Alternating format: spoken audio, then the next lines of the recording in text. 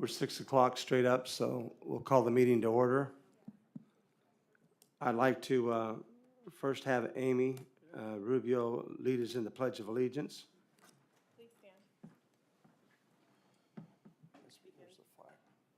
I pledge allegiance To the flag of the United States of America and to the republic for which it stands, one nation under God, indivisible, with liberty and justice for all.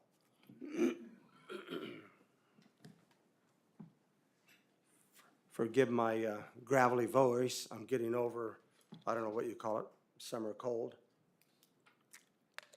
I'm not contagious. As far as roll call, we have Amy Rubio and Christian Santos are filling in, so we have a quorum with 4. Pam Sloan isn't here, and her alternate is a good friend of all of us, Carol Hadley, who passed away. And I wanted to just take a moment of silence because she's a dedicated public employee.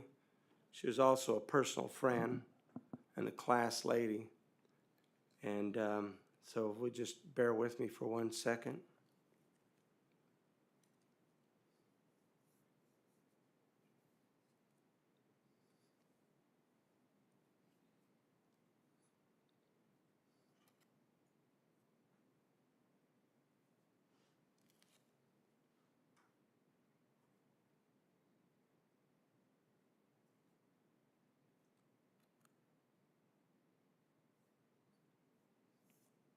Thank you. As far as approving the minutes, I don't have a copy of the Election Advisory Committee minutes of May 23rd, 2024. Josh, do you know why that is, or?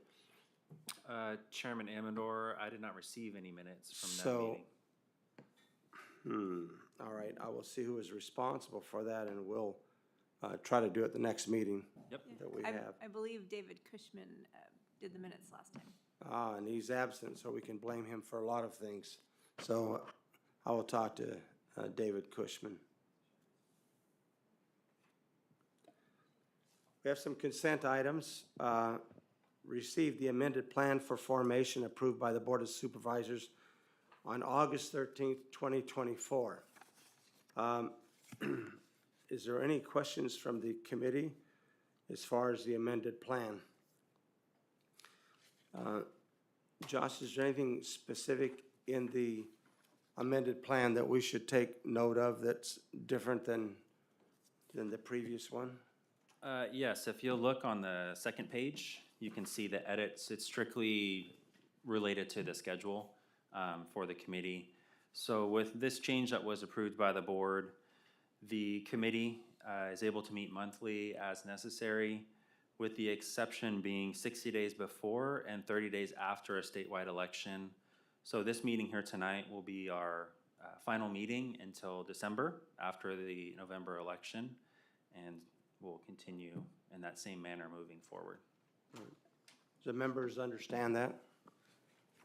All right, Through thank the you. chair, Yes. I would like to add, I want that to be an opportunity for this committee or members of the public to be able to utilize that time to come in to see the action in our office. And so during this 60-day window leading up to the election, you all have an open invite at any time to come into the office so that you can watch processes and procedures.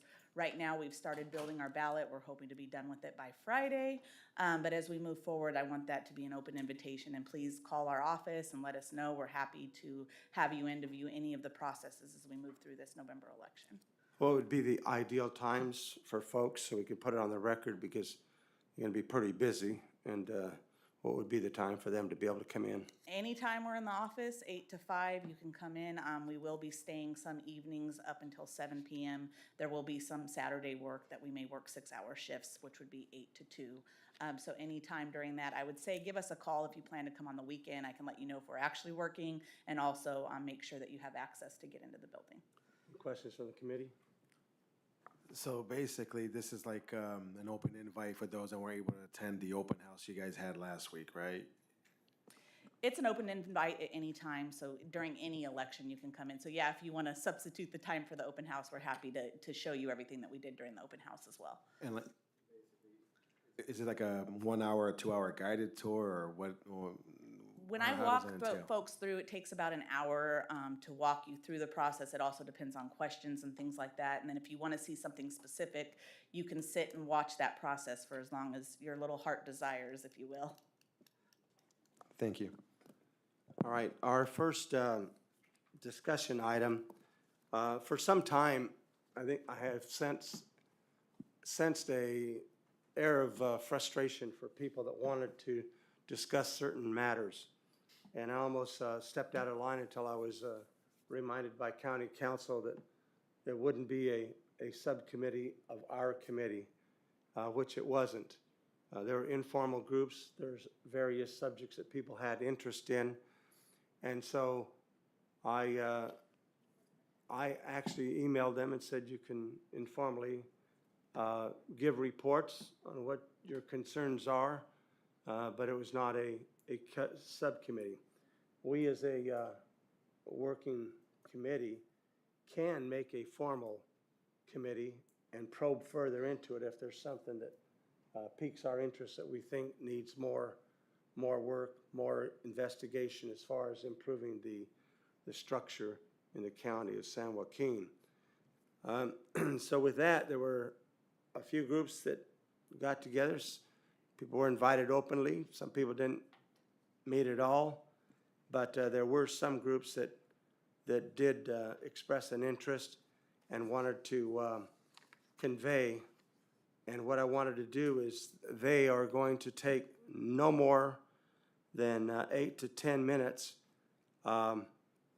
in their informal work group discussion, what they found to be, could be a benefit to our committee. And if we want to, as a voting group, want to expand on that and formalize those, we could do that and make it a working group, a subcommittee working group. But we'd need this group to authorize that to make it legal and proper.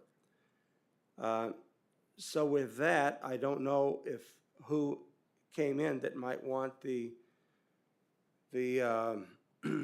opportunity to speak now. Is there anybody in the audience? All right, would you come forward then and just tell us your subject and take about 10 minutes, and we'll have enough time to ask some questions, I'm sure, but no more than 10 minutes.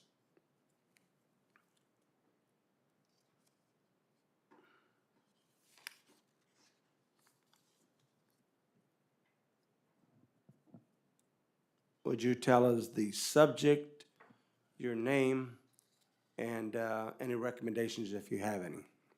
Oh, yes. I'm David Robb, and my subject is going to be primarily the voter rolls and their current condition, but I'm going to touch on other aspects of the current election systems. I am a practicing scientist, have been for over 50 years in hard sciences, and I brought that experience to the process of analyzing and examining our voter rolls and our election systems. I've also been privileged to work with a small group of very concerned citizens for the past couple of years, and I only have time in this 10 minutes or so to touch on a few of the things that we've found. It's, spoiler alert, it's not a pretty picture, but the data that we've used has come primarily, almost exclusively, from official sources. We've obtained copies of the voter rolls from our Registrar of Voters office. We have obtained tax roll information from our county assessor's office. And we've also gotten some information from public records requests, the county equivalent of FOIA requests. As I said, I started looking at our voter rolls about 2 years ago, and there were several things that struck me at the time. One of the first things that is required, well, actually, let me back up one step. Our voter rolls are key to our modern election systems. Their accuracy is essential to being able to conduct fair and honest and accurate elections. There are currently about 375,000 active voters in the county. And there's multiple roles, actually. There's a role of active voters, and to be an active voter, you have to be legal age, you have to be a resident in the county, and... Well, we'll stop. What's that noise? Okay, we'll suspend the time for you. Oh, it's... Yeah, just point at it and went off.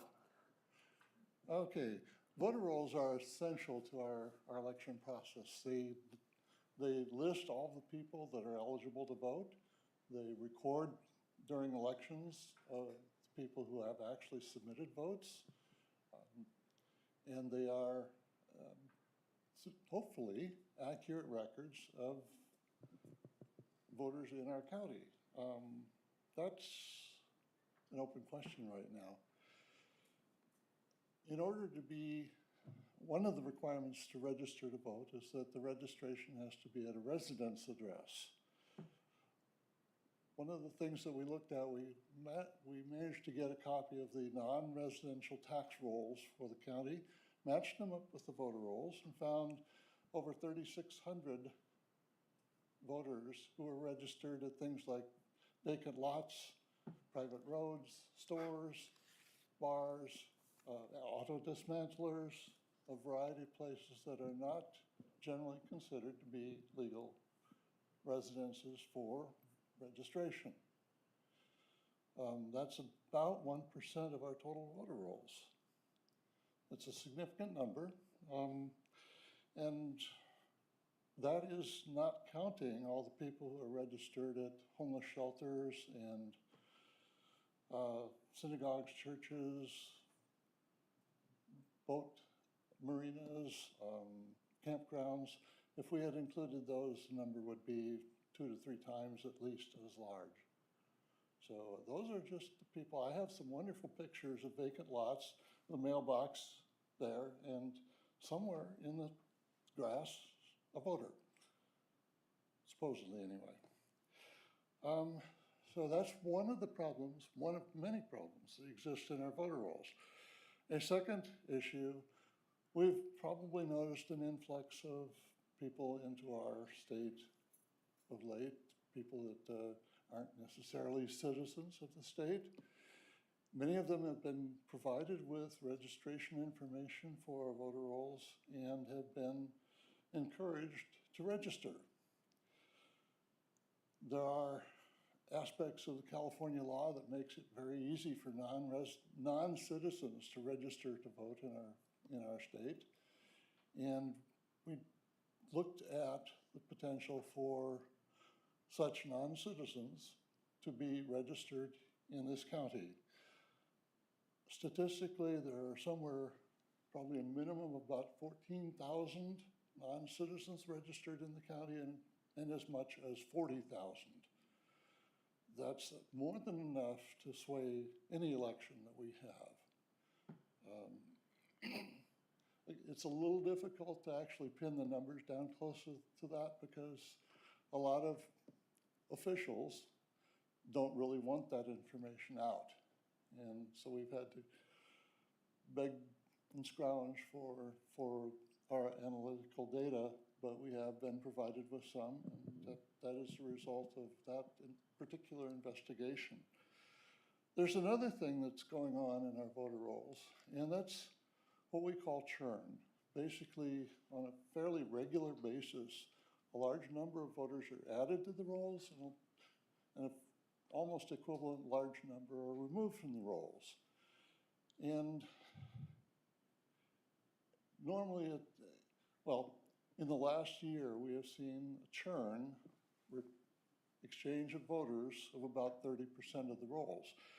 We did have an event last September where our active voter rolls were cut in half. 160,000 voters were removed without reason from the voter rolls. I was one of them. And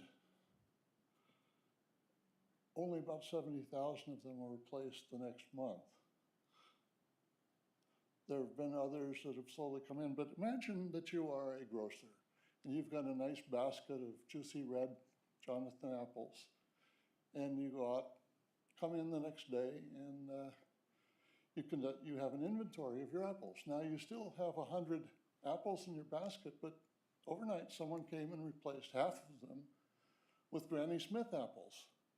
You still have 100 apples in your basket, but they're no longer the same apples. And that's what's happening in churn. And churn is not limited to our county. I've been in contact with several other counties around us and found that they are having the same thing. I've been invited to help a neighboring county with analyzing their voter rolls for churn, and that's in process. From reports I've gotten from other people around the country, it seems to be happening in almost every state. Who's doing it is not clear, but it is definitely happening. So that aspect, our voter rolls are not secure. There's a number of odd events that have happened in the voter rolls that we've been tracking for, well, since we've accumulated voter rolls. We get about a copy roughly every month. During election seasons, we've gone up to as frequently as once a week. We find that there are voters that have, at one point, no history to them. The voter rolls include voting history, generally. And then at a later period, they've acquired history that goes back for years. That's an unusual occurrence. We've also seen unrequested changes of political party. Normally when you register Democrat, Republican, Independent, what have you. On occasion, that registration is changed without the voter's request. So there are lots of things going on in the rolls. And as I say, I just have time here to just touch on a few of them. But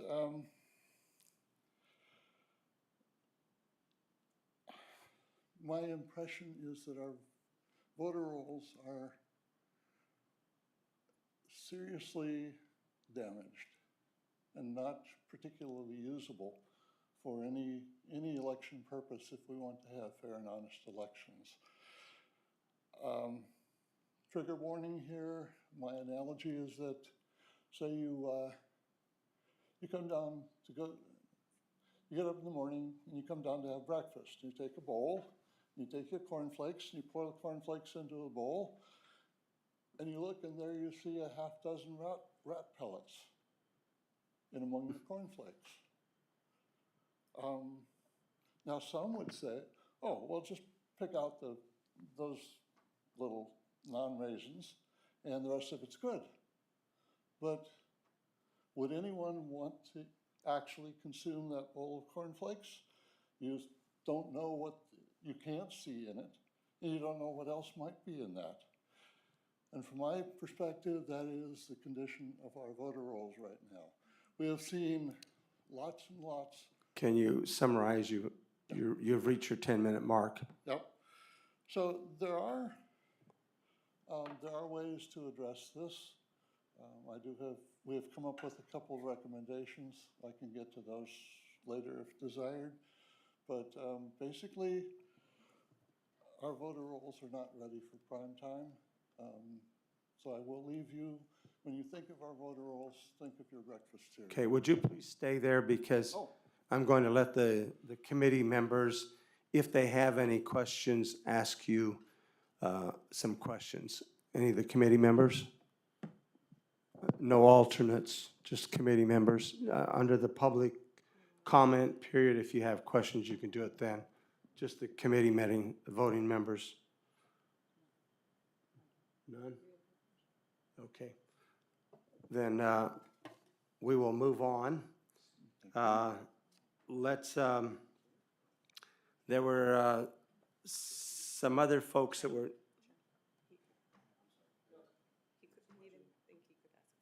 You want to? Yes, you are a voting member. Would you please come back to the podium, please? Thank you. I hate to treat you like a rag doll back and forth, but. Yes. Member Santos. Mr. Rob, yeah, so I heard 4 irregularities, right, when it came to the voter rolls, right? Okay. Let's focus on the last 2. What was it? Is it turn or churn? Like churning butter, like CHURN? Is it churn? Okay. CHURN. All right, so help me out over here. Break it down to me, okay? All right, I'm a math guy, right? You use the example, right, that they dropped about 160,000, right? Yes. Okay. But then all of a sudden, they added 70 grand, 70,000. Yes. Okay, then what happened to the 90,000 difference? There was a new 90,000 with unknown provenance that was introduced, so that sum total changed very little. But what you had was 160,000 removed, 70,000 replaced, and 90,000 new ones brought in. So the total looked to be about the same. And there was no justification to your as to why that happened? We actually dug into, I can identify the ones that were pulled out. And when we looked at them early in the process, we only found about 40% of those that met any of the legal criteria for removal. You have to die, move away, you can request to be removed, you can commit a felony. And there's a fifth one that the Supreme Court came up with where if you haven't voted for more than 2 elections, you can be removed with appropriate process. So there's basically 5 legitimate ways to remove people from the rolls. Okay. Only about 40% could we find met one of those criteria. Thank you. And then with the last irregularity, okay, just to summarize it, okay. You said, so for example, there was changing of of a person's political preference Yes. without any rhyme or reason. Without any You can rhyme or prove that. reason. And in the primary election, there were a few hundred people that showed up to vote in person who were required to re-register because the state had inadvertently canceled them as being duplicates, as having moved out of the county, except that they showed up in person to vote. Right. One person was even canceled because they were deceased. So there are, in addition to the oddities, there are actually outright errors scattered throughout the voter rolls. The problem is this stuff is not easy to find. It's taken us a lot of work, and what we find really are basically just the tip of the iceberg. We believe that with some reason, good reason, that there are substantial problems throughout the voter rolls. I mentioned the non-citizens. It's very easy for a non-citizen to register to vote, and I don't think that those people are actually going to be voting. What I think is happening is that they become placeholders for those who would wish to commit fraud. Thank you. All right, thank you. Is there any other informal work groups that are here that would like to address the Mr. committee? Chairman, I've got a question. No questions. Under public comment, you can ask questions. Thank you. Mr. Chairman, excuse me, point of personal privilege. I'd like to read our formation document, if you don't mind, because I have a question No, about the I'm not going to allow that. I'm not going to allow that. I'm going to let these informal groups speak, and the members will ask them questions. If at the public comment period you want to do these things, you can do it in public Tony, comment. I'm the I'm an principal here. alternate here, and this doesn't say anything about the fact that I can't ask questions. I will give you a legal opinion right now if you want, that as an alternate, you cannot be speaking while I am present and I am on the committee. So you are exactly that, an alternate, and I am here. So thank you. And I'm not voting.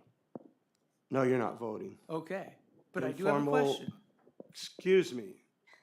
I'm ruling you out of order. I would like you not to interfere with the meeting. I want to move forward with the informal work groups. Tony, you allowed a voting member to ask a question of the speaker, and you're not going to allow me to ask a question No, because I'm you're an not, alternate? because you're an alternate. But You're it not a does, there's voting nothing in member. here that says alternates. I'm sorry, I'm ruling you out of order unless you want to disrupt the meeting. We're going to move forward.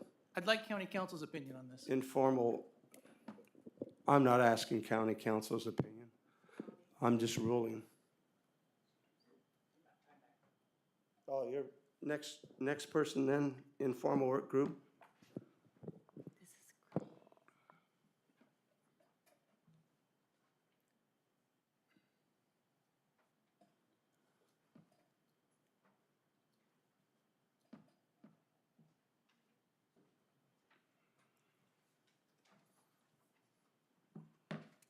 Good evening, everybody. I'm a little bit out of my element on this one, but I'm going to give it a stab. So the committee that was formed, it was asked to speak on the feasibility of a parallel hand count of all vote-in-person ballots prior to the ballots going through the tabulator. Looking at California current election law, that is not possible. They have to go through the tabulator. I mean, you can't have the ballots just sitting there at the polling places not going anywhere. One of my thoughts is, and Nicole brought it up a couple of meetings ago, that to have the EAC committee select 10 polling places and then have the ROV's office randomize 10 more, and we take those aside the day after and hand count those as a parallel to make sure it matches the tabulator. I'm not sure if that violates any laws, Olivia. I was trying to find it, and I'm like, I don't know. I'll leave that to your expertise there. We already have a hand counting system in place that we've had for a very long time. That one never went away, so we don't have to reinvent anything there. It would be very similar to what they do for the 1% manual tally the day after. We would just expand on it a little bit if it's allowed. And that's about all I have. So, any questions on that? Any questions, members? Okay. So the recommendation would be to put that forward to the board, but we'd have to let Olivia. Okay. I'd like to hear Sorry. from Olivia, and because I got a little confused on your presentation. Olivia, can you fill in what she's talking about as far as feasibility? Not to put you on the spot. No worries. So right now we do a manual 1% tally. We're required by law, and that's what Carla is referring to. Where after the election, Wednesday, the day after at 11 a.m., we're going to do a random drawing in our lobby, and we'll draw 3 precincts. Those precincts will be totally hand counted to confirm their accuracy to the voting system. In addition to that, and I don't know if you knew this part, is we have to audit every single contest. So we will pull those 3 precincts and we'll count the entirety of that ballot in every contest on there.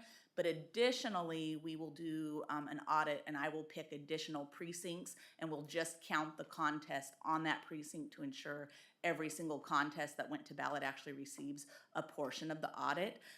We've not had a lot of interaction in that process. We do the drawing the day after, and then we wait until we've processed most of our vote by mail, and then we pull those precincts after we're pretty much done with everything but cure letters, and that's when we'll take a snapshot and do our audit at that time.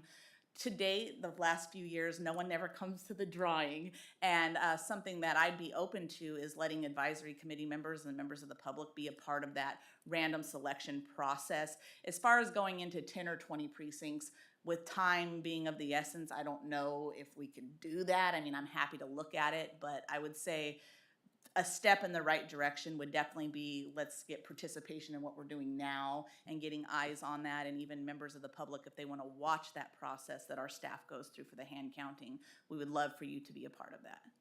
So I don't think I made it. So we were just looking at the voting in person polling places. Just for in person? Yeah. Not touching the VBNs. Oh, gotcha. Yeah, because that seemed like that was going a I little can far. definitely, yeah, and I can look into it and definitely report back on that. Okay. Yeah. Can you do that like shortly? I can, I just don't know that I can make it. We're already in the process Right. of going through this election. Let me see what I can do, and I will reach out with council and see what we can do, okay? Okay. Thank you. Any questions from the board? Sorry, Thank Tony. you. I just had a comment. Sure. Again, I reviewed the plan of formation. I didn't see anything in there as far as alternates not being able to speak. I mean, they're appointed as an alternate and they're at the table, so I would personally allow Mr. Beckman to speak. Well, I'd rather have a legal ruling than an opinion. And if in fact I am here, I don't want to take the time of having the public speaking. I want the committee to be able to ask questions and move along. During the public comment period, if he wants to ask those questions, he can, but I'm not going to allow it at this point. Okay. Thank you. Are there any other informal work groups? Yes, we had an informal work group on Would- polling locations and numbers. Would you please do you mind standing at the podium there? Yes, I do mind, but I will do it. You know, we won't. Email from Ms. Sakata, and we had discussions. You still have that in your email? What is your topic? Our topic was polling locations and numbers. And we Okay. gathered all the concerns of the people, and we did research on it. Then we brought it to Olivia to go over the legality of the issues and what laws would apply to our concerns. And then we came up with several recommendations. And the first recommendation was a minimum of 200 polling places for the 24 primary election. And then we recommended 400 polling places by the 2026 primary election, contingent on election code. And we recommended that the ROV office heavily promote in-person voting by putting the choice to vote in person as the first voting option in the sample ballot rather than as the last option on the list. We also recommended an increasing the number of billboards promoting the vote in person above what were utilized in the 2024 primary.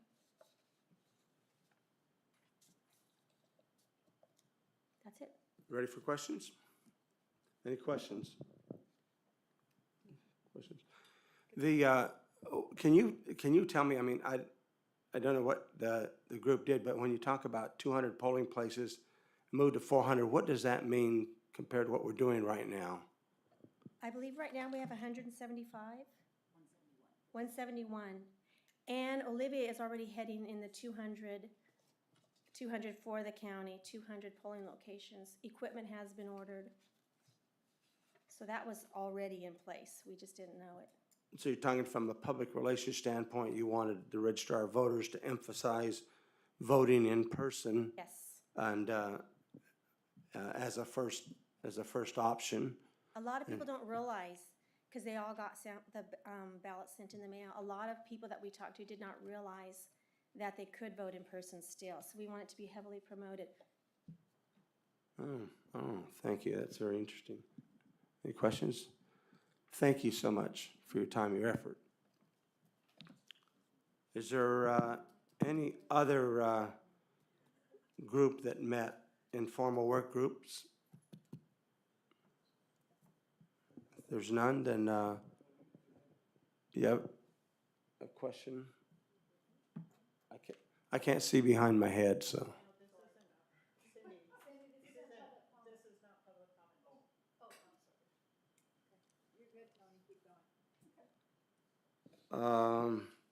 Was there a tabulation and handling of ballots prior to 8 p.m. on election day? Someone had that, but I guess that's not gonna be presented. With that, then that satisfies the opportunity for these informal work groups to talk to us and us to ask them questions. So we'll move to discussion item number 2, receive an update from the registrar of voters on the November 5th, 2024 election. Since you had to get up here, Janice, I will too. So November 5th, presidential general election update. So I do want to share that we hear you all about the voter rolls, and I think that that's something to understand, that this county did not utilize the credit reporting agency in prior years to maintain the voter rolls. It's a forever living, breathing document, and we have to do work every single day on the voter rolls. We have 6 staff, permanent staff, that are dedicated to this process. It happens every single day where they are bringing in registrations and making the updates. So to share a little bit of the activity, right now we have 374,175 active voters. This was as of 2 weeks ago. We actually had about 89,000 voters sitting on the inactive rolls, and we were able to deplete that to 52,000 by implementing the updates that were required by law, which are a very varying amount of updates depending on what the situation is. So as we move through this, the active voter list, we sent confirmation cards to 39,000 voters after data was received from the credit reporting agency. So that was one action that we took. For the inactive voter list cancellations, 34,000 voters were moved to canceled. 26,645 were due to no participation in the last 2 general elections. 8,216 were moved due to relocation out of the county or the state. So again, this is a forever thing that we're doing. I will share that we had some voters in the inactive list that needed to be moved that hadn't been moved. And so we diligently looked at that as we came out of the election and addressed that.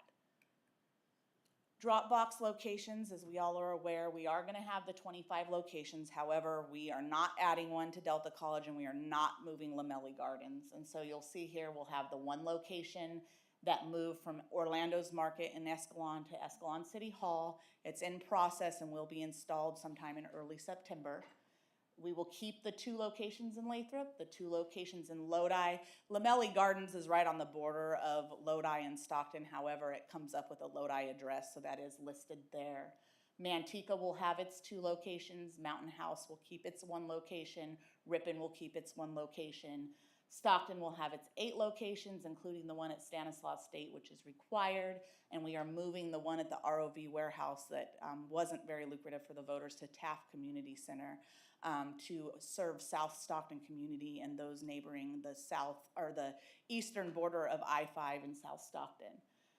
Tracy will continue to have its 3 locations, and then of course we will service our rural communities, which is Clements, Lockford, Acampo, Farmington, and Linden.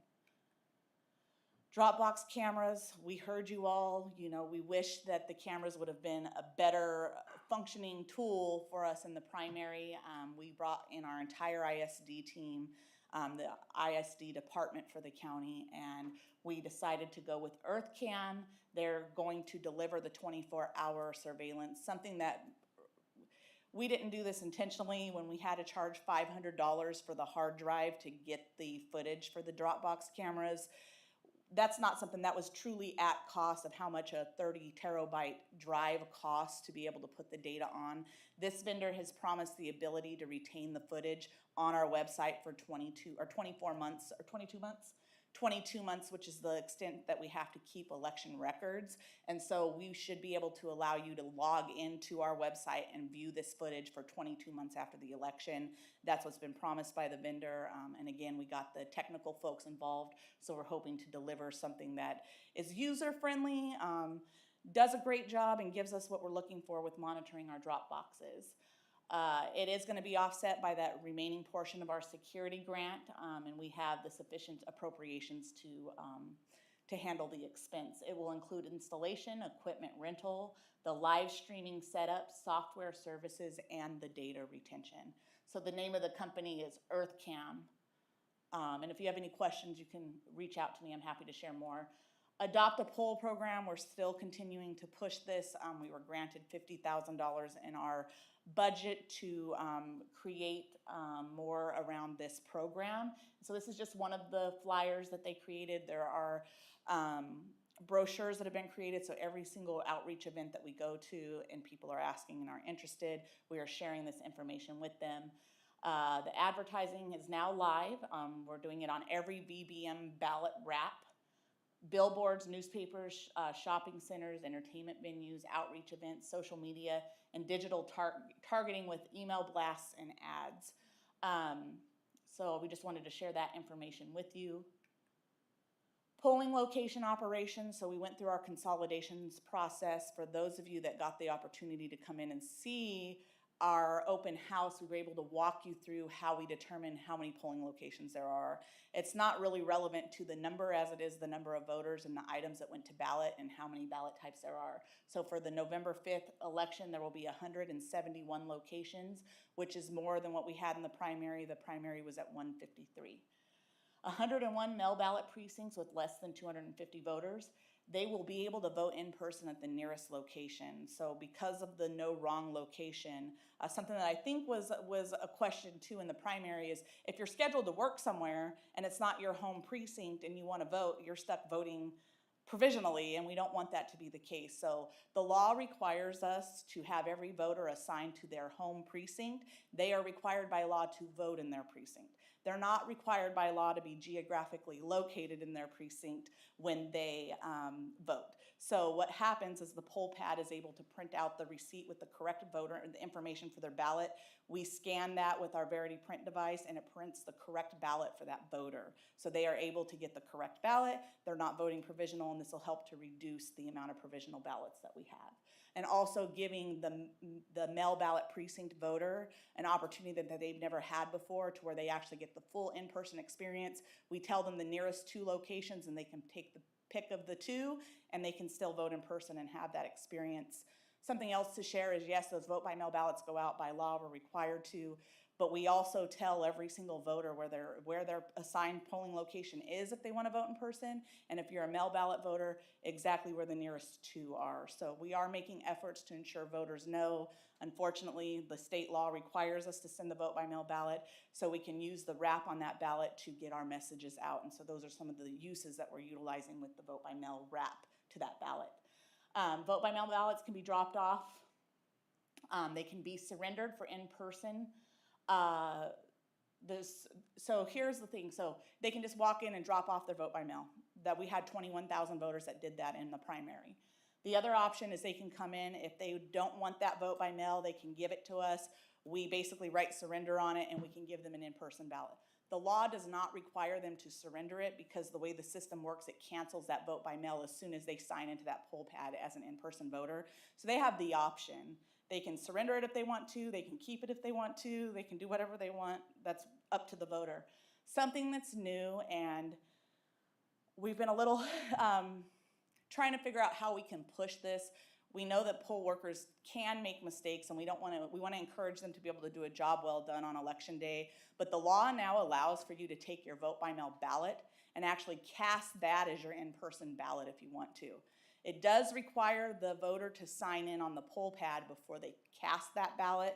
And so last election was the very first time, and I believe Eric and I discovered about 300 voters that the poll workers didn't have them sign the poll pad, and so that creates a variance, and we want to make sure that's not happening. So we're trying to figure out a way that we can promote this, because we know this is helpful. They're not having to get a second printed ballot. They can vote it in the privacy of their home. They can come in person.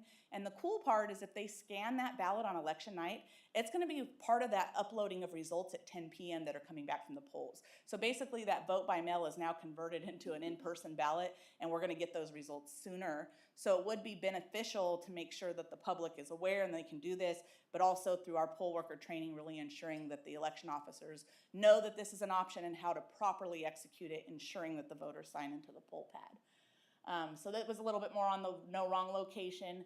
The Verity print allows for the correct ballot to be printed at any location. The scan will allow any precinct to be scanned at any polling location, and it significantly will reduce the provisional ballots.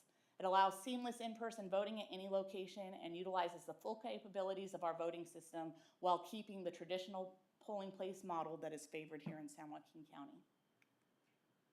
Election officer training, something that I really hope the public understands is, when we sit through these meetings, when we sit through public comment, we are listening, and we do hear you, and if there is a concern, our entire team works together to look into those things. So we heard a little bit about the election officer training. I went back and looked at that, and we have analyzed the feedback from the March primary. We also sent out a survey to all of our election officers to get their actual feedback, and we actually got about 300 responses almost. We incorporated their suggestions to improve the training. We created in-depth training videos, so we are reworking our videos to make sure they're more clear and in alignment with the current equipment and what we do. ISD is doing the recordings for us. We are going to highlight the new voting system functions and focus on voting scenarios. So voter scenarios are a big thing. When a voter comes in, you're a traditional voter, or you may have something might be going on with the registration. So we have about 13 different scenarios we'll be walking the officers through.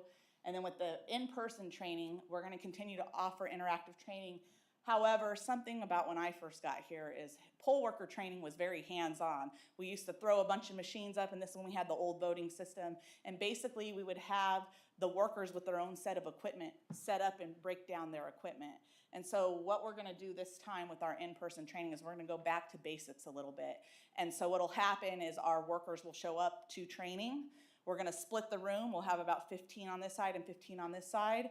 They're going to come into a room with a fully packed field inspector bag, a fully packed ballot box, the rolling ballot box is filled with supplies that the inspector picks up on Saturday, and then also the cage that's locked with the keys. And so what we're gonna do is we're gonna have the workers come in and show up, and we're gonna say, okay, field inspector, you just picked up your bag. What are you supposed to do? They inventory it, they make sure their supplies are there, they make sure they have what they need for election day. The rolling ballot box, same thing, inspector is supposed to inventory, make sure everything's there. And then we're gonna say, okay, we're fast forwarding, it's election morning, now what are we gonna do? And we're gonna have them as a team set up and break down the equipment, and in between the setup and breakdown, they're actually gonna go through voter scenarios. So we're hoping that this really creates an interactive experience for the election officers so that they are learning from it. They'll have the videos to go back and review as often as they want to up until election day. And they will also have the in-person training, and we're giving them a packet of information that's specific to the roles of the officers, the voter scenarios that they would walk through and things of that nature, disability sensitivity, things that'll be very beneficial to them. So if they show up on election day and they have a very excited inspector that doesn't want to share the precinct binder, they will have their own handouts, and then that precinct binder has been totally revamped to include every piece of material, including quick guides on how to set up and tear down the equipment. So we've put a lot of thought into that to hopefully prepare our workers, and so that they'll be prepared for things like the scenario of, I want to vote my vote by mail ballot as an in-person voter. So we're really looking at that and hoping to emphasize the tools that they need to do a good job on election day. So key election dates, so September 6th will be allowed to start mailing out military and overseas ballots. We are hoping to have a ballot ready to go right after Labor Day weekend, and so we'll be able to get these ballots out on the earlier end of E60 is what we like to call it, so 60 days before the election. We have up until 45 days before the election to get those ballots out to overseas voters. However, we like to get things done as soon as possible, not at the very last minute, so we will be moving forward with every effort to get those ballots out as close to the E60 mark as possible. September 26th is when the voter information guides can be mailed out. That's the very first day they can be released to the mail stream. We like to have them sitting in the on a truck at the post office ready to be released into the mail stream on E40, so that is our plan still for this election. October 7th, which is E29, that's actually the very last day that we can do the first initial mail of vote-by-mail ballots to voters. So our plan is to mail those out about 35 days before the election. I like to wait until the voter information guide has went out in the mail stream about 4 or 5, 6 days so that they get their voter information guide first. So as Tony knows in our past experiences, we want the voters to be able to read the voter guide and the candidate statements and all that good information before they're voting their ballot. And so there's a goal, and that's been an ongoing thing we've worked towards getting to over the last few years. So that's still the plan. At E15, which is October 21st, that's when the voter rolls. It's interesting because they say that it's the close of voter registration, but then we have conditional voter registration that starts. So it's almost confusing sometimes in California, like the voter rolls are closed. Oh, but go down to the office and you can vote, or go to your polling place and you could still vote. So that's how it works. At this point, once E15 comes, every ballot that's cast for a voter that's not in the system and registered would go into a conditional voter registration envelope, and it would have to be verified post-election before that ballot could be counted. November 5th is going to be election day. At 7 a.m. the polls open. At 8 p.m. the polls will close. Ballots must be postmarked by this date. Something I also wanted to emphasize here is we are going to make sure that we really hit the sidewalk opening with our election officers to make sure they know that if by 6:15 a.m. they can't get into their polling location, they have all the tools in their rolling black bag to open up a sidewalk opening right there. If they communicate with us, we can take a tent out. We can make sure that they have the tools that are needed to be able to service voters right at 7 a.m. As our workers are encouraged, even if you're not the inspector, but you're the first time clerk working at a polling location, say something. Everybody gets our help desk. If they feel that there's something going on at their polling location and they're concerned that it's not going to open by 7 a.m., we encourage them to call us. We can send them resources. What will be helpful is if we have an emergency, like, I don't know, a door jams and they can't get inside or something like that, the precinct can say, hey, you can go to the neighboring precinct and vote right now, or you can vote here provisional. So they'll have options. So hopefully we don't run into a situation where there's a voter that's claiming that they're not able to vote at 7 a.m. Our duty is to make sure they can. So to avoid those issues, we're hoping that this will address that. And then, of course, we're gonna do the official canvas. We receive the certified statement of the vote to our board so we'll certify December 3rd. It'll go to our board, I believe, the following week. December 3rd, I believe, is a board meeting day. I just don't think we can certify and get the documents to them the same day. That's gonna be probably impossible. I will say this, there is legislation that's pushing.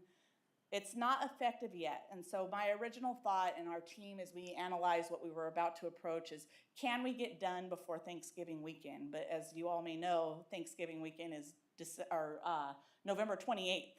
So it's gonna be very challenging to do that. But with the new, I think is it 3184? I think it's AB 3184. Basically, they're saying that you have to wait until 28 days after the election to certify so that they have that cure date of 26 days before to be universal across the state. We don't have to do that, and if we're able to certify sooner, as long as that legislation doesn't pass, we're gonna do everything in our power to certify early, but we don't wanna promise you something that we may not be able to deliver on. We know that presidential general elections tend to have a much higher turnout, and so me saying that we are gonna process 70% of our voter roll in 2 weeks is probably a little crazy, but if we can and if we have the resources and we're able to, we will. But keep in mind that you will see this item go in front of our board for acceptance of the results the second week of December. Thank you, and if you have any questions, I'm here for those questions. Thank you. Any questions? Chairman Amador, if I could. Yes. Hi, over here. Before we have the discussion on this item, I just want to clarify the role of the alternates. On, September 14th of 2023, this committee actually approved a rule for the role of the alternates, which does allow them to participate in discussion of agendized items. And so Mr. Beckman or any other alternates here this evening should be allowed to do so. Do you have a copy of that for me? I just emailed it to you, yeah. Okay. All right. I stand corrected.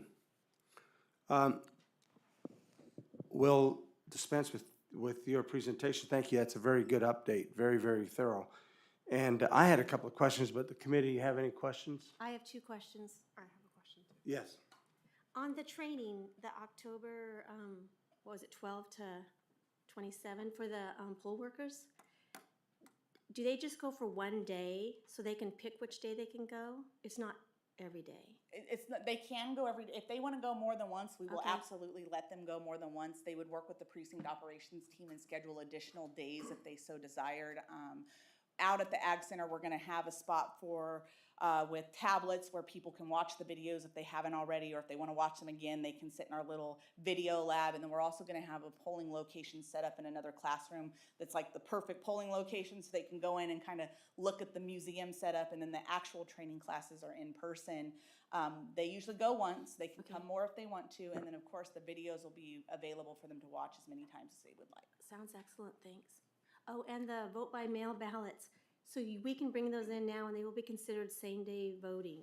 Yes, but they have to sign the poll pad, and that was the issue we were finding, is we got to make sure the election officers understand they have to sign the poll pad. There has to be a signature for a ballot. That's how it works. So if they decide to take it out of that envelope and scan it same day, they have to sign the poll pad. Excellent, thanks. Welcome. Any other questions? I just had one question for you, Olivia.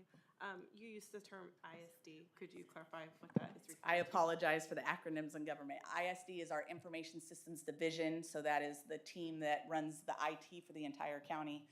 Correct me if there's any IT focus. Was that the right? Okay, perfect. Robert comes to us from the ISD team, and he helps support these meetings. So. Any other questions? Yes.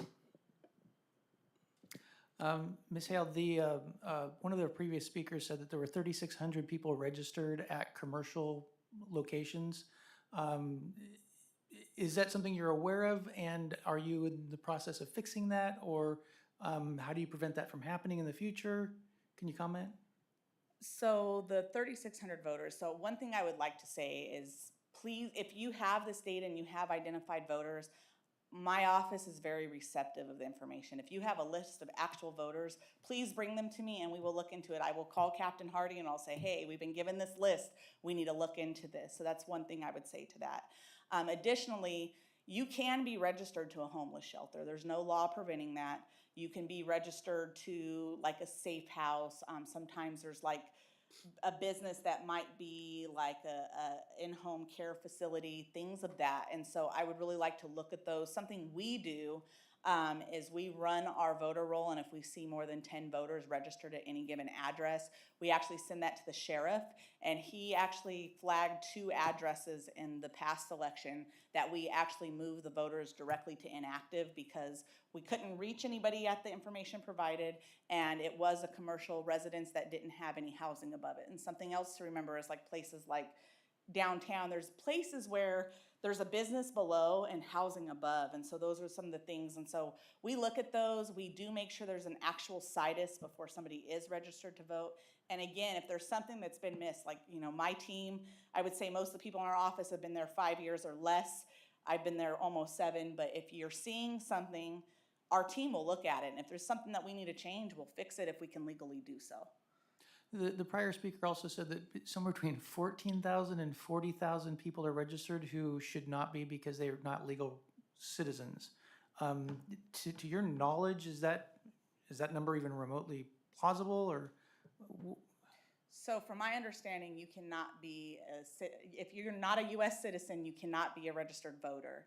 I will say that there might be, and I'm just sharing what I know, there are county, not in our county, but there are city elections that have passed rules and regulations to allow in this country people to participate in school board elections if they're not a U.S. citizen, and also to participate in city elections. It's not happening in San Joaquin County, but I do know that that is happening in other places in our country, not here. If there's somebody on that roll that shouldn't be, I mean, another thing to remember is if you are registered and you're trying to seek citizenship in this country, you will not get citizenship. They will make you come to our office, prove that you've never voted in an election before because it's a crime, and then those people would go back. I've seen it happen maybe 2 or 3 times in my history, but it usually is because they went to DMV and the question doesn't say, I don't want to update my voter registration. It says, if you don't check this box, basically we're updating your registration. And so the way the question is worded, and something that the trade organization in the state that represents election officials, we would like to see that change. That question should read more clear. It should be plain language, and it should be easy for people to know. If you want to be a U.S. citizen, and from what I understand, if a person's not if they're not a U.S. citizen and they go to DMV, they don't even get asked the question about registration. So from my perspective and what I know as far as state law, there should not be anybody on our voter roll that's not a U.S. citizen. And if there is, and we can prove that with reasonable doubt, without reasonable doubt, we need to take that to our sheriff and let him address that. Thank you. I had a couple of questions. The location at Lamelli Gardens, how many people voted there? I know we're going to continue having it as a polling location. 365, I think, if I remember right. Is that, would that be normal for a location like that, 365? I would think so, yeah. I think that they would have probably received more, but there was a shifting of their hours. So I actually, post-board meeting, I was reached out to by a fire chief in that area to possibly, not for this election, but maybe in the future, move that to a fire station. But he shared his own experience. He had to go to Lamelli Gardens 3 times in order to cast his ballot. So he shared that with me. I guess he watched the board meeting, and he called us and shared that with us. And so I think it just has varying hours. And so when we post to our website this time, we're going to make sure that we specify that these are the hours, and the hours could vary so people are aware of that in advance. And it's going to look very different for this election. It's going to be probably double the turnout, and so it'll be interesting to look at these numbers and figures post 2024, and then look at the 4 elections, you know, from the gubernatorial primary through the presidential general. And now we have 4 elections that we administer every 4 years, and I think there'll be some really good data for my office, myself, and even this committee to analyze post-election. I had another question. The cameras were a bust. We now have EarthCam.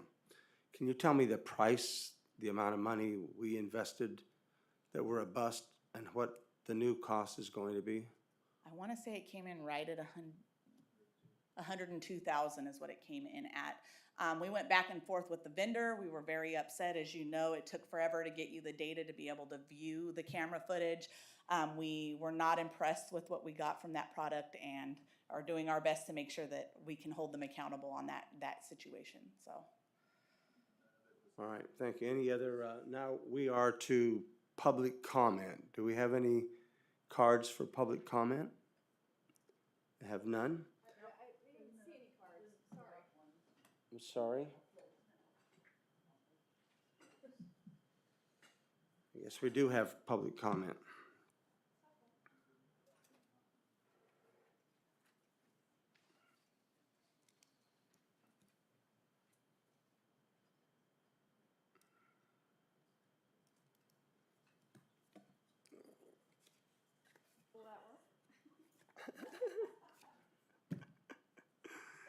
Usually it's filled out.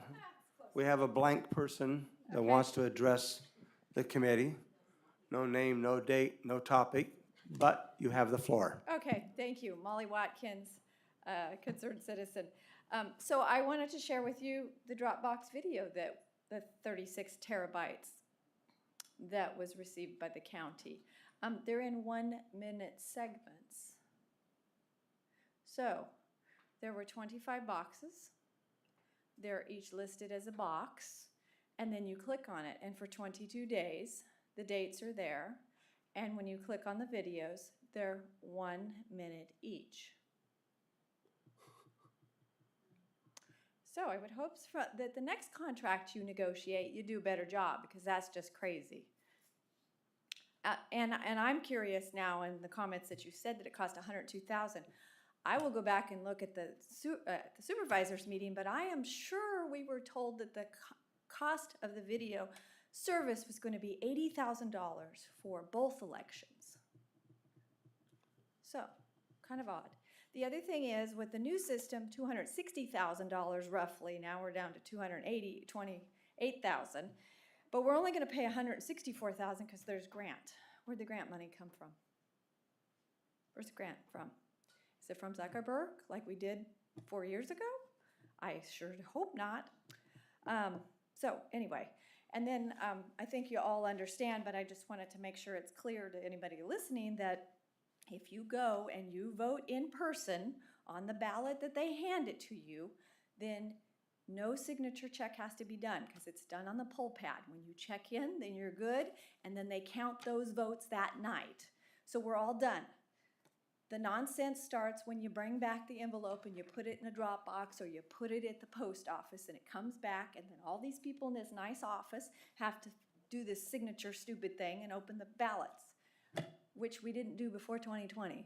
So the more we can tell people to vote in person on election day, the quicker the system does what it's supposed to do. Tabulate the ballots and give us a total. It's very simple, and there's no reason that any of us citizens of the U.S. cannot do what we did before 2020. We all have legs, we can walk and show up, and there's a zillion places to go. I'm very confident. So I hope that the office will promote that, and I hope the committee will take that to heart, and that we move forward. Anybody who's listening also understands that. Thank you. Thank you. I guess we can't ask you any questions, but anyone else? Public comments? Yes. Yeah,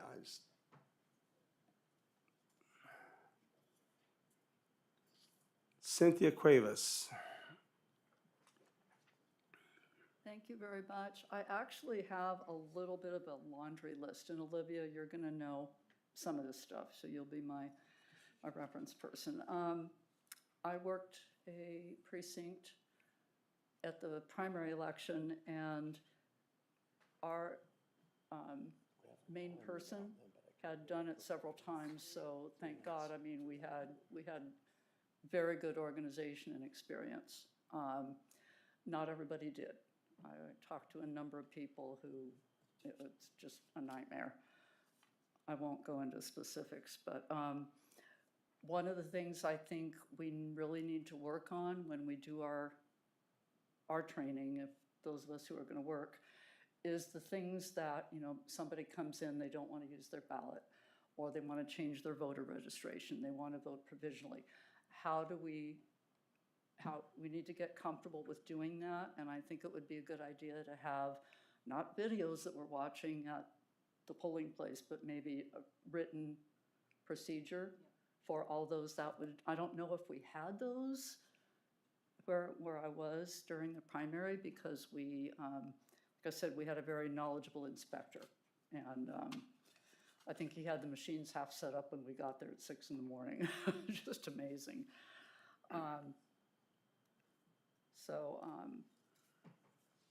That's the one thing. I'm just curious. This is not the report that the gentleman in the back did about the voter registration list. It is not the first time I've heard about, oh, we put 30,000 out, took 30,000 out, and there was a different 30,000 in. That is very concerning. I mean, it's very important to maintain voter registration lists, I think, and it's a little disturbing to me that if you're looking at voter registration lists and you know you're registered to vote and you have a copy of a list where suddenly you're not there. Also, you're not the only one who's not there. So I was just wondering how, with the election fast approaching, how you're going to kind of ensure accuracy, and maybe, I don't know exactly your procedures, but how would that be dealt with? So that once election day is here, we have a voter registration list and we know who's registered. The other question or comment about citizens shouldn't vote, no, they shouldn't. However, there's something floating around, and I don't know if it's nationwide, but apparently if somebody thinks that they just might be a citizen, but they may or may not have proof that they're allowed to vote as a citizen. That makes no sense to me, but that's kind of floating around out there. S299, which I don't know if it's been voted on yet, that's the motor voter on steroids initiative. Friend of Your mine- time is up. Okay. Would you summarize? Okay, yes. So there's a few things that, I think, a few questions we have about some of and how some of the new legislation will affect things. We'll have to see. So, anyway, thank you. Thank you. We have one other, David Robb.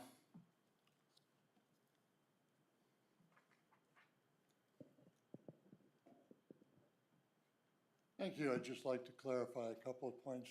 Regarding the 3,600 names that were found that were improperly registered, we specifically excluded those that could have stores with residences above them. We excluded the homeless shelters. We excluded as many as we could. And these were legitimate addresses, vacant lots. I have pictures of vacant lots where people are registered. They are stores with no living space anywhere, auto dismantlers where I doubt that someone is living in an old automobile, a variety of things that we tried to eliminate all the ones that were controversial, that might be an error. And we still had 3,600 in the voter rolls that were active at the time. Regarding the non-citizen voters, we actually had acquired a list of known non-citizens and did use that as a basis for some of our investigations, but we've also had contact with others across the country. If you're familiar, Rasmussen recently did their own survey of people who were known non-citizens, found that a large percentage, I think 14% of non-citizens that they surveyed had voted. The problem is that you can't ask citizenship. You can't ask a registrant, are you a citizen? You can have a checkbox in the application that you have to check to say, no, I'm not a citizen.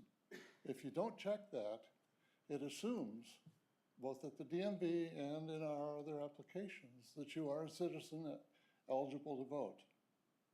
So we have As I said, it was somewhere between 14 and 40,000 likely non-citizens in our active voter rolls right now, and very difficult to find them and very difficult to sort them out. But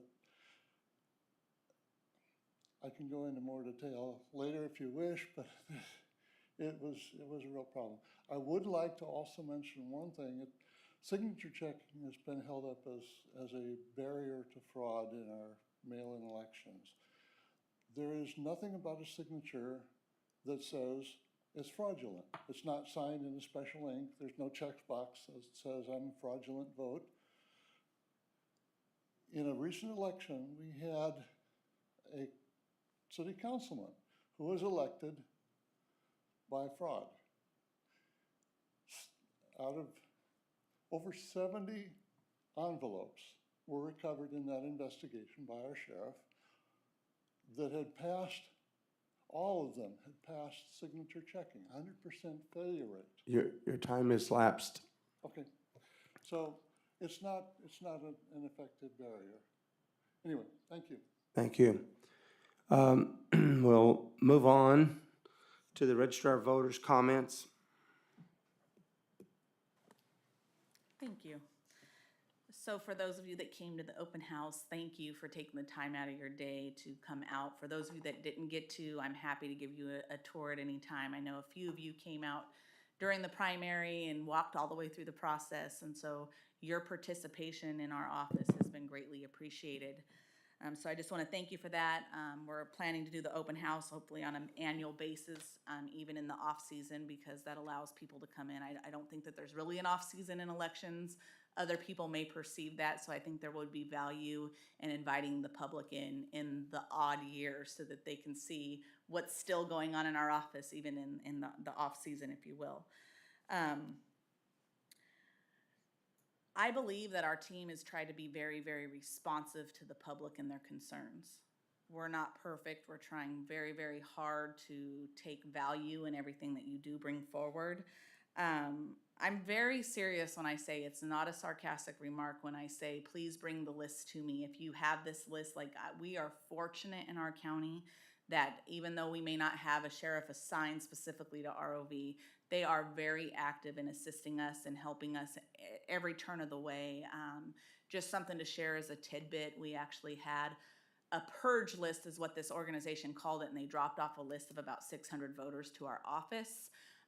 Just for good measure, I grabbed it and I checked about 15 voters on that list. They were all inactive voters, but there's 400 on that list. So my very next phone call was to Captain Hardy and hey, we got this list. I'm going to send you over the documents if you'd like me to request the digital list that this organization was willing to provide. I'm happy to get that. So every turn of the way, we had a little snafu where we noticed the post office keeps sending back cards saying it's not a good address. So I actually just called Captain Hardy today to say, hey, I'd like to talk to you about this to see what this is. So something to note is your sheriff is very responsive. He's on top of it and asking us questions and assisting us every step of the way. So when you do bring a list forward, it's something that we can truly look at. I can't make any promises, but we will investigate it. I can't investigate it. I'm not an investigator, but I have a sheriff's team that's willing, that has the resources in their special services division to support us and to look at these things. So we want to take it seriously. One day I hope all of you will say our elections are great and we all work together to make San Joaquin County a great county with great elections. And so regardless of concerns or support or whatever it is, all together we take that information and we continue to improve our process every single time. We take takeaways after every election and we make ourselves better and we continue to grow and to look at things, and who knows, we might discover things that we can share with other counties in the state of California and beyond on things that we're doing to improve our processes. And one of those things that's noted as we attended conferences this summer is the relationship we have with our sheriff. There's a lot of ROVs that wish they had the same working communication with their sheriff that we have. So that's something that we should be proud of, that we should be grateful that we do have their interaction in what we're doing, and continue to bring up stuff. If you have something that's a concern, please bring it forward. If you don't want to submit it to me, you can contact the sheriff, but get it to us so we can look at it and we'll vet it, and that's something that's very important.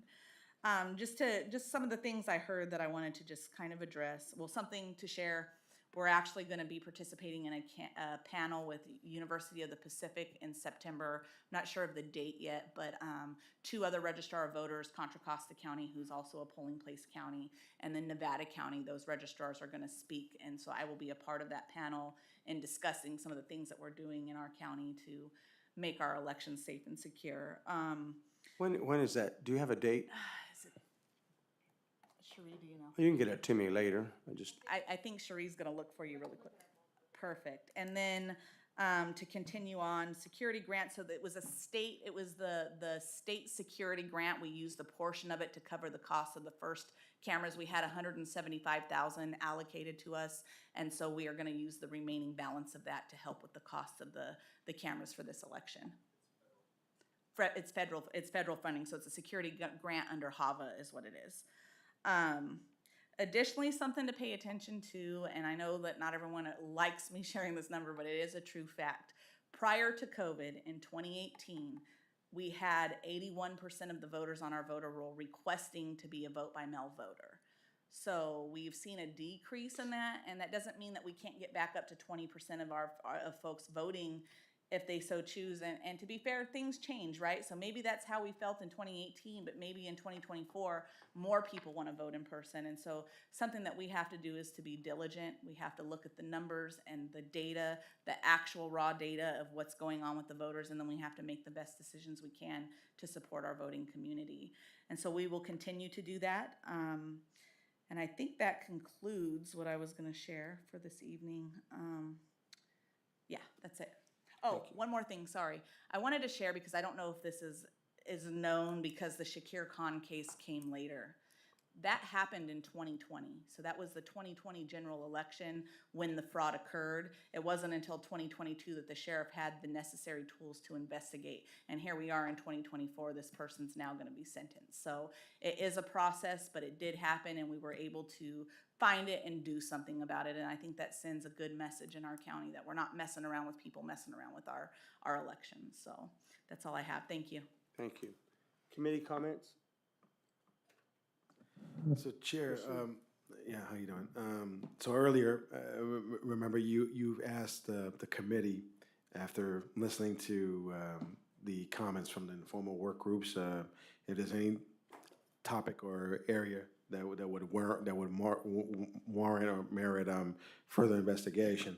After listening to Mr. Rob earlier, and he brought up 4 irregularities that he found. So there were 2 that caught my attention that I personally feel that maybe could warrant further investigation, specifically on churning. That was the topic. He called it churning. So the example that he used was with the grocer who had 100 apples, and then they were all Fuji or red, and then all of a sudden they get subbed in 50 apples that were Granny. Right, that was the example that he cited.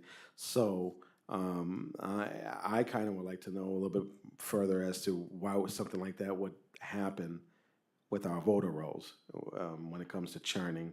And the other second targeted area that caught my attention that I personally feel would merit or warrant further investigation would be on the subject about using Mr. Rob's equation was, let's say if you're, okay, so I'm going to vote and my political party preference has been switched or dropped, even though I voted like Republican, for example, for Minnie Moon. All of a sudden I got switched to a different, it was something to that effect, but without any rhyme or reason. There's no justification as to why your political party preference was dropped, or how come you no longer are affiliated with what you normally vote for. So that caught my attention. I don't know if anybody else feels the same way, but that's just me. Thank you. In order to formalize it as far as a committee from us, it would require a motion from the board, the majority, to form and look at it further. For instance, churning, and form an official one. Rather than informal groups that got together, it would then be an official subcommittee of the advisory committee. So if you have a motion that you want to make that wanted to formalize that into a committee, you'd have to make it. Would Chairman have a Amador. Second.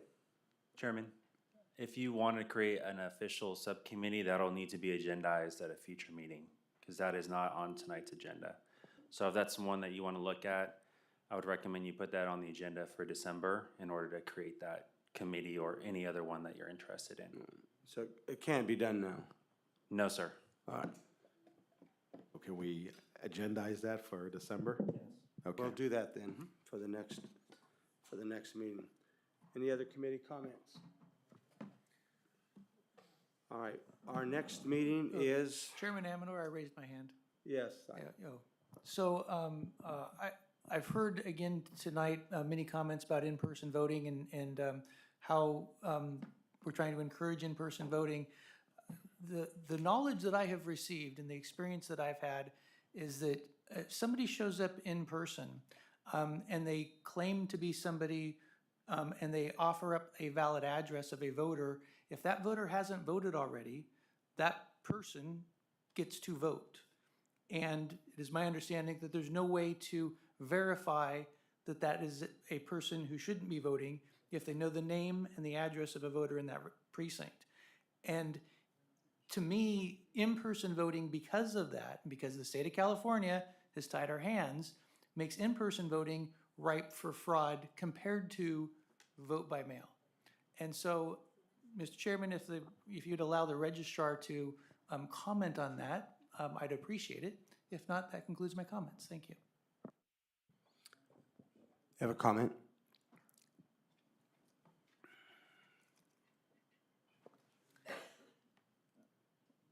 What has been proposed could be correct. Like, I guess at the end of the day, if somebody's gonna commit fraud, they're gonna do it however they can. We can't check ID, we check ID when a person registers to vote, but we can't check ID when they actually vote. So what we do, and something that I'm making sure we address very clearly in the election officer training this time is, as Mr. Beckman pointed out, is verification of the address. And so something I'm emphasizing in the poll worker training is, I'm Olivia Hale, I'm here to vote. They look me up and they say, ma'am, can you verify your address? And then I have to give them the right address before they allow me to sign. But that is correct. We keep those signatures that are on file just in case, but we do not validate those signatures because we can't. Once the voters sign the poll pad and cast their ballot, we don't want to check, we can't check the signature after because the ballot's already been cast. There's no way to go back at that point. And so with the vote by mail, we do get that signature verification, and something in light of the Khan case is we are very diligent about our signature checking. I don't let one person sit by themselves and just click a button that it's okay. We put two people. When we challenge signatures, there's 3 tiers, which is not required in California, but something that we do. And so we're doing all we can, but at the end of the day, if somebody's going to try to break the law, they're going to do it. So the best thing that we could do is, whether a person wants to vote in person, we need to support that. If they want to vote by mail, we want to support that. If they want to use a drop box, if they want to use a U.S. Postal Service and a mailbox, we need to make sure that they have access to whatever works for them because the state allows them to have those options. Thank you. Next meeting is what date? Chairman, I don't believe you've selected a date, but it would be anytime after December 6th. Time after December 6th. What would be the, are we meeting on the 3rd week? That would be around Christmas, which we don't want to do. 2nd week? It's still tough. December is still a tough time. What's the wishes of the committee? Do you want to wait till January, or do you want to have a December meeting? We could have a December meeting. I'm okay with that. I'm okay with December 12th. Yeah, the Thursday, December 12th, December 12th? the second Thursday of the month. All right, that'd be December 12th then. Through the Fine. chair. Yes. I have an elderly grandfather, so I may not be here for that December 12th meeting. I will do my best to move my schedule around and have Eric available to you guys, but I may not be here, so I just want to clarify that in advance. Thank you. The next scheduled meeting will be December 12th, 2024. We are adjourned until that date.